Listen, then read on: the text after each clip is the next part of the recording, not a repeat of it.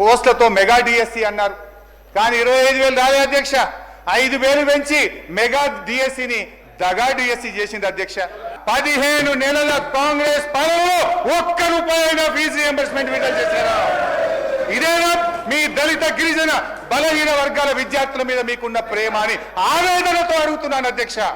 మీరు అంటున్నారు మమ్మల్ని విడుదల చేయలేదని. అధ్యక్ష, 2 సంవత్సరాలు కరోనా ఉన్నా, దేశంలో పెద్ద నోట్ల రద్దు, ఆర్థిక మాంద్యం ఉన్నా 18,500 కోట్ల రూపాయలు ఫీజు రియంబర్స్మెంట్ కింద మేము విడుదల చేశాం. 18,500 కోట్లు వరుసగా ప్రతి సంవత్సరం ఫీజు రియంబర్స్మెంట్ విడుదల చేశాం. మీ మాటలు ఘనం, చేతలు శూన్యం. 15 నెలల కాంగ్రెస్ పాలనలో ఒక్క రూపాయి ఫీజు రియంబర్స్మెంట్ విడుదల చేయకపోవడం ఇది చాలా చాలా బాధాకరం అధ్యక్ష. ఇవాళ సెకండ్ ఇయర్ ఫీజు కట్టలేక పిల్లలు చాలా ఆందోళన చెందుతున్నారు. ఆ ఫీజు రాక సెకండ్ సెమిస్టర్, థర్డ్ సెమిస్టర్ మధ్యలో ఆగిపోయింది అధ్యక్ష. నేను దయచేసి బట్టిగా అది కోరుతా ఉన్నా.